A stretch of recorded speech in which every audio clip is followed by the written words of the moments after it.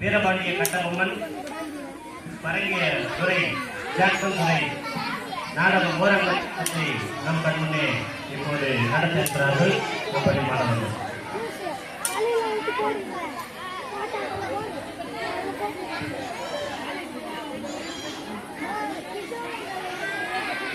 வீரபாண்டிய கட்டபொம்மனோ நீதான் ஜாக்சன் துறை என்பவரோ? ஏன் வெகு தூரம் வந்துவிட்டு நட்பு விரும்பி அழைத்ததாக அறிந்தேன். அடியாரும் வந்துள்ளேன். நட்பு வேணுமானா அதற்கேற்ற நடத்தை இல்லை உன்னிடம். கற்றுக்கொடுக்கும் இடம் தமிழம், அறிவினம். வாப்பிடமிருந்து நாட்டு உரிமை பெற்றிருப்பது நாங்கள். யாரை ஏன் பேட்டி காண வரவில்லை? பேட்டி கொடுப்பவர்கள் நாங்கள் இல்லாவிட்டால் நீ இந்த நாட்டுக்குள்ளே நுழைந்திருக்க முடியாது. உமாப்பு இன்னும் ஓயவில்லை உன்னிடம். எல்லாம் உடன் பிறந்தவை ஒழியாது. உன்மேல் குற்றம் சுமத்துகிறேன். என்னவென்று எடுத்துரைத்தால் கணக்கில் அடங்காதது. எண்ணிக்கை தெரியாத குற்றம். எனக்கா எண்ணிக்கை தெரியவில்லை. அகம் பிடித்தவனை சொல்கிறேன். உன் நிலத்தில் விளையும் விளைச்சலுக்கு கிஸ்தி கொடுக்கவில்லை. எங்கள் பேரரசிற்கு கீழ் அரசராக இருக்க திரைப்பணம் செலுத்தவில்லை. வெகு காலமாக வரி பணம் வந்து சேரவில்லை. இந்த பாக்கிக்கு எல்லாம் வட்டியும் செலுத்தவில்லை.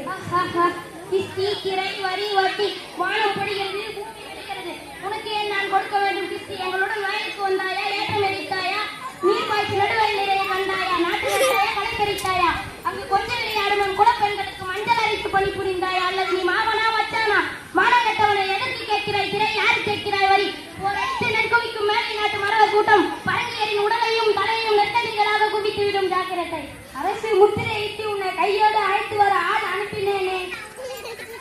அப்படியா? நீ அனுப்பிய ஆள் மிகவும் புத்திசாலி. என்னை அழைத்து வரும் நோக்கத்தோடு இந்த பக்கம் எவனும் தலை காட்டியதில்லை. எங்களுடைய பெருமை தெரிந்தவன் அவன். ஆனால் இப்படிப்பட்டவர் கடிதத்தை எழுத இதுவரை எவனுக்கும் துணி பிறந்ததில்லை. எழுதிவிட்டதாக என் உன்னே கூறிய உன்னை விட்டு வைப்பது என் குற்றம். குடிக்கிறது என் மீசையை அடக்கு அடக்கு என நட்புநாடி அந்த உறவுமுறை தடுக்கிறது. மீசையை முறுங்குகிறாயா? அது ஆபத்திற்கு அறிகுறி. உன்னை சிரிப்பிடிக்க உத்தரவிடுகிறேன். என்ன வரைச்சல் பார்க்கிறேன்? மானம் மறைந்து விடவில்லையடா மரத்தமிழுக்கு. என் மடி மீது கை வைத்த உன் தலை தரையிலே உருண்டு போகட்டும்.